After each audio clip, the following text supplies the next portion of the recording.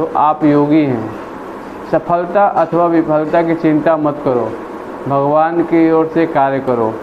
यदि आप अपनी स्थिति में दृढ़ रहते हैं तो आध्यात्मिक स्तर पर आपका कार्य सफल होगा। तो श्री प्रभुपाद जी बता रहे हैं, चाहे सफलता हो चाहे विफलता, दोनों में हमें स्थिर बना रहना चाहिए। हाँ, योगी ना सर्वेशा मदगति न अंतरात्मा, भगवान बोलते हैं ना। समस्त योगियों में वही सर्वश्रेष्ठ है जो हृदय में चिंतन करता है, भगवान बोलते हैं ना। सफलता अथवा विफलता की चिंता मत करो, भगवान की ओर से कार्य करो। और यदि आप अपनी स्थिति में दृढ़ रहते हैं तो आध्यात्मिक स्तर पर आपका कार्य सफल होगा। श्री प्रभुपाद की जय। तो आज हम भगवत गीता के अध्याय 10 का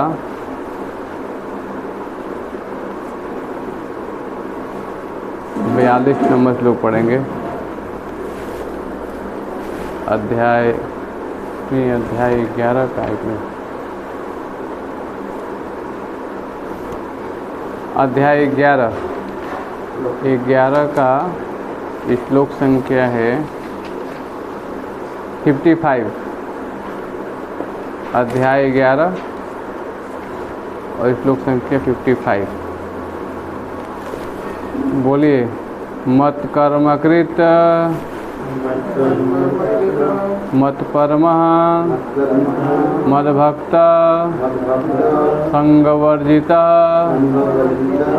निर्वैर सर्वभूतेषु यः सः माम् इति पांडव मत कर्म कृत मत परमो मद्भक्त संग विवर्जित निर्वैरं सर्वभूतेषु यः मामेति पांडव मत कर्म कृत कर्मत परमो मद्भक्त संग वर्जित निर्वैर सर्वभूतेषु यः स मामेति पांडव। बोलिए श्लोक पढ़िए। मत कर्म मत परमः मत कर्म मित परमो मद्भक्त संग वर्जितः मद्भक्त संग वर्जिता निर्वैर सर्वभूतेषु एति पांडव मामेति पांडव। पढ़िए। मत कर्म कृत मत परमो मत कर्म कृत मत परमो मद्भक्त संग वर्जितः मत संग वर्जिता निर्वैर सर्वभूतेषु यश मामेति पांडव। मत कर्म कृत, मेरा कर्म करने में रत, मत परमा, मुझको परम मानते हुए, मत भक्ता, मेरी भक्ति में रत, संगवर्जिता, सकाम कर्म तथा मनोधर्म के कलमश से मुक्त, निर्वैरा, किसी से सत्ता रहित, सर्वभूतेषु, समस्त जीवों में, यह जो, सह वह, माम मुझको, इति प्राप्त करता है, पांडव, हे पांडु के पुत्र। बोलिए। हे अर्जुन, जो व्यक्ति सकाम कर्म तथा मनोधर्म के कलमश से मुक्त होकर मेरी शुद्ध भक्ति में तत्पर रहता है, जो मेरे लिए ही कर्म करता है, जो मुझे ही जीवन लक्ष्य समझता है और जो प्रत्येक जीव से मैत्री भाव रखता है, वह निश्चय ही मुझे प्राप्त करता है। तो आज के जो कोटेशन है श्रील प्रभुपाद जी यही बता रहे हैं कि भगवान की ओर से कार्य करें, और यदि आप अपनी स्थिति में दृढ़ रहते हैं तो आध्यात्मिक स्तर पर कार्य सफल होगा। भगवान भी यही बोल रहे हैं कि जो मेरे लिए ही कर्म करता है, जो मुझे ही जीवन का समझ सकता है और जो प्रत्येक जीव से मैत्री भाव रखता है वो निश्चित रूप से मुझे प्राप्त करेगा। तो भगवत गीता भगवान की वाणी है, गुरु साधु शास्त्र जो हैं भगवान की जो वाणी है उसी को लेकर के हमें बता रहे हैं। हाँ, जो कोई चिन्मय व्योम में कृष्ण लोक के परम पुरुष को प्राप्त करके भगवान के कृष्ण से घनिष्ठ संबंध स्थापित करना चाहता है, उसे स्वयं भगवान द्वारा बताए गए इस मंत्र को ग्रहण करना होगा। तो ये जो श्लोक है बहुत महत्वपूर्ण है। श्रील प्रभुपाद जी बोल रहे हैं कि जो भगवान ने बताया है, हाँ, कैसे हम भगवान से संबंध स्थापित कर सकते हैं और उनके बताए हुए रास्ते पर हम चलेंगे, तभी समझ सकते हैं इस बात को। और भगवान को जानना चाहते हैं और भगवान से हम संबंध स्थापित करना चाहते हैं तो बहुत जरूरी है। अतः यह श्लोक भगवत गीता का सार माना जाता है। देखिए प्रभुपाद जी वगैरह बोलते हैं सार है ये। हाँ, जैसे दूध होता है उसका सार क्या है? हाँ, अच्छा, और मक्खन, बहुत अच्छा। इसी प्रकार से बताया गया है कि दूध गर्म कर रहे हैं, यहाँ ऊपर से मलाई निकाल रहे हैं उसकी, है ना, हाँ, वो आपको ला के दिया जाए तो टेस्ट आएगा ना? हाँ, रबड़ी में टेस्ट आता है ना। हाँ, इसी प्रकार से भगवत गीता का ये जो बताया गया है कि यह श्लोक भगवत गीता का सार माना जाता है। भगवत गीता एक ऐसा ग्रंथ है जो उन बद्ध जीवों को रचित है जो इस भौतिक संसार में प्रकृति पर प्रभुत्व जताने में लगे हुए हैं और वास्तविक आध्यात्मिक जीवन के बारे में नहीं जानते हैं। इस संसार में हम देखते हैं कि सब लोग भाग दौड़ मचा रहे हैं, किस लिए? हाँ, आनंद प्राप्त करने के लिए। लेकिन कैसे आनंद? तो गन्ने के जैसा, गन्ने का एक डंडा है यहाँ, उसमें से क्या करते हैं? रस निकालते हैं। कितनी बार रस निकालता है? एक बार डालेगा तो रस निकलेगा, फिर उसको मोड़ के डालेगा रस निकलेगा, फिर उसको 3 बार करेगा रस निकलेगा, ऐसे 5-6 बार किया तो रस निकल गया, है ना, चबाए को चबा लिया। अब उसको भी और रस निकालने का हम प्रयास कर रहे हैं कि नहीं? तो क्या रस निकलेगा? 10-15 बार के बाद रस निकलेगा उसमें से। तो वैसे ही भक्त संसार है ना, एक बार पूरा हमने 84 लाख योनियों में अनेक बार रस तो पूरा गंवा दिया है कि नहीं, और फिर से चबाइयों के चबाने का प्रयास कर रहे हैं। हाँ, पुनः चर्वी चरणाम बताया गया शास्त्र में, है कि नहीं? तो यहाँ बताया गया है कि संसार में जो व्यक्ति है क्या कर रहा है? इस भौतिक जगत पे प्रभुत्व जताना चाहता है। वो चाहता है कि मैं मालिक बनूं, मैं कंट्रोल करूं, मैं पूरे देश को अपने कंट्रोल में रखूँ। हाँ, ये एरिया मेरा है, तेल गैस हमारे अंदर में होना चाहिए, नहीं तो परमाणु बम गिरा देंगे। हाँ, कब्जा कर रहे हैं कि नहीं? इस संसार में देखिए युद्ध हो रहे हैं। क्यों हो रहे हैं? क्योंकि एक दूसरे पर सब लोग प्रभुत्व करना चाहते हैं, है ना। ईरान है, इराक है, अमेरिका, सब चाहते हैं कि मैं उससे जो निकला उसका प्रॉफिट मेरे पास आए, है कि नहीं। इसीलिए वो वास्तविक शांति जानते हैं। भगवान बोलते हैं भोक्तारम यज्ञतपसाम सर्वलोका महेश्वरम सुहृदम सर्वभूतानाम ज्ञातम शांति उच्यते। इसीलिए बताया गया है कि भगवत गीता एक ऐसा ग्रंथ है जो उन बद्ध जीवों को रचित है जो इस भौतिक संसार में प्रकृति पर प्रभुत्व जताने में लगे हुए हैं और वास्तविक आध्यात्मिक जीवन के बारे में नहीं जानते। श्रील प्रभुपाद जी ने यही कार्य किया, कृष्ण को सेंटर में रख के पूरे वर्ल्ड में, हाँ, कृष्ण भावनामृत का प्रचार किया, है ना। तो हम समझ सकते हैं कि भगवान को भोक्ता के रूप में स्थापित किया, है ना, और सब हम सेवा में उनके लगे हुए हैं। भगवत गीता का उद्देश्य यह दिखाना है कि मनुष्य किस प्रकार अपने आध्यात्मिक अस्तित्व को तथा भगवान के साथ अपने संबंध को समझ सकता है तथा उसे यह शिक्षा देना है कि भगवत धाम को कैसे पहुंच सकता है। तो हम संसार में देखते हैं कि श्रील प्रभुपाद चाहते थे कि एक आध्यात्मिक माहौल स्थापित हो, लोग जाने, हाँ, कि भौतिक संसार में हमें जो कष्ट है, जो 4 समस्या है, जन्म मृत्यु जरा व्याधि, उससे भी परे हटके आध्यात्मिक स्तर पे हम स्थापित हो पा रहे हैं ना। और कैसे हम इस जन्म मृत्यु चक्र से बाहर निकले। हाँ, ये कृष्ण भावनामृत आंदोलन हमें शिक्षा दे रहा है। यह श्लोक उस विधि को स्पष्ट रूप से बताता है कि जिससे मनुष्य अपने आध्यात्मिक कार्य में अर्थात भक्ति में सफलता प्राप्त कर सके। भक्ति स्वामी सिंधु में 2.255 में कहा गया, बोलिए। अनासक्तस्य विषयान् यथा हर अम्बुन युज्यत निर्बन्धः कृष्ण संबंधे युक्तं वैराग्यमुच्यते। बोलिए, ऐसा कोई कार्य न करें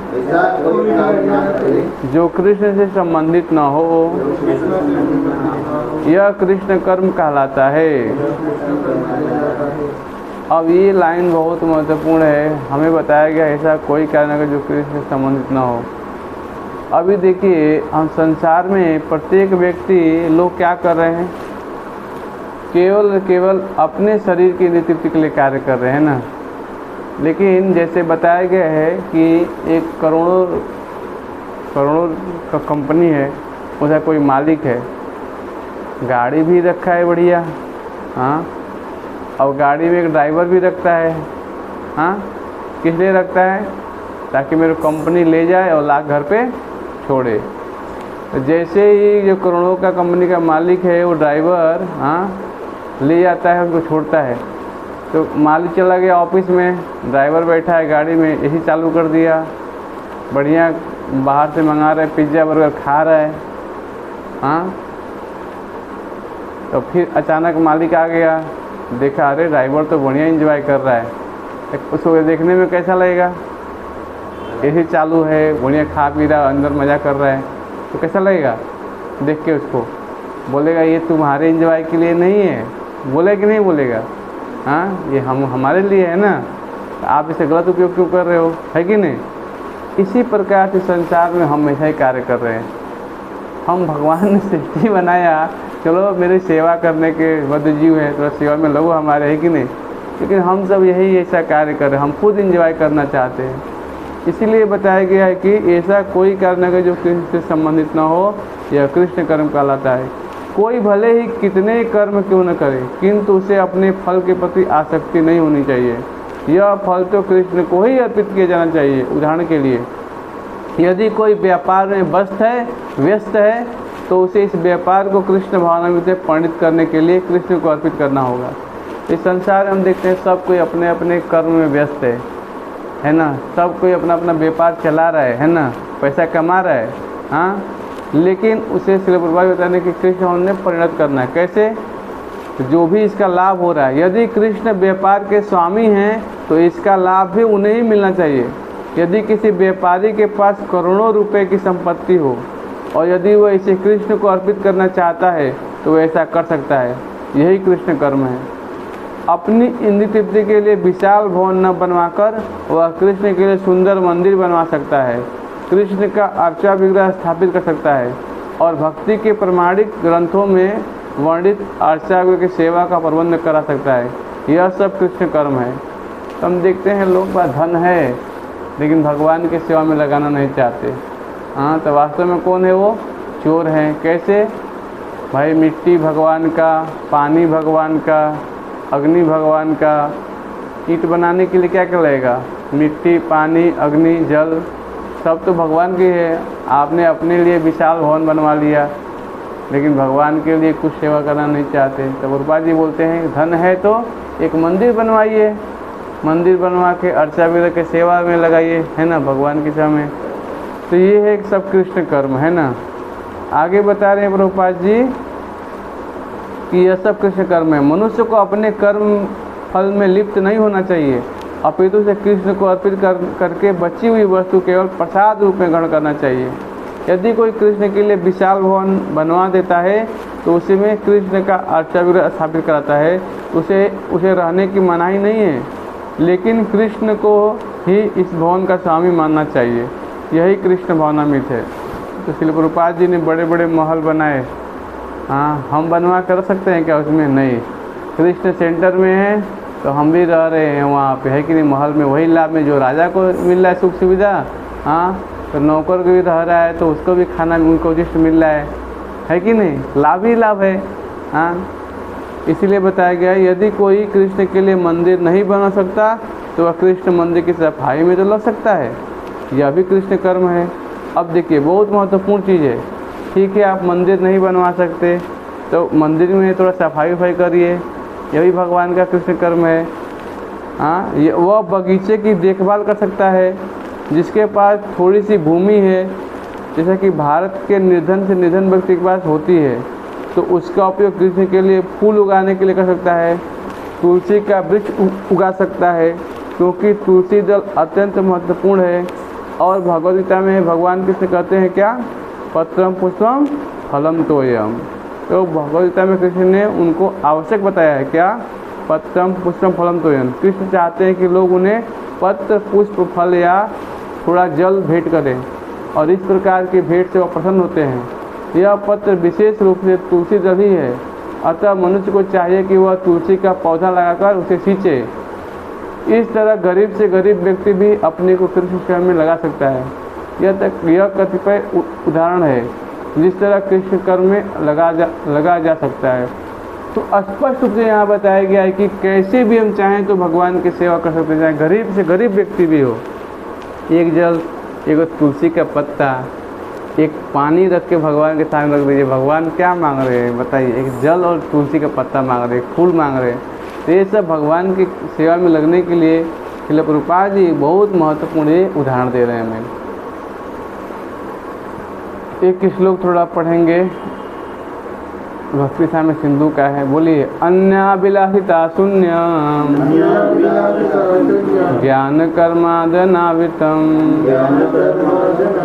आनुकूल्येन कृष्णानुशीलनम आनुकूल्येन कृष्णा अनुशीलनम भक्तिरुत्तमा। इस श्लोक में श्री रूप गोस्वामी ने स्पष्ट कहते हैं कि यदि कोई अनन्य भक्ति करना चाहता है तो उसे समस्त प्रकार के भौतिक कलमों से मुक्त होना चाहिए। उसे ऐसे व्यक्तियों से दूर रहना चाहिए जो सकाम को तथा मनोधर्म में आसक्त है।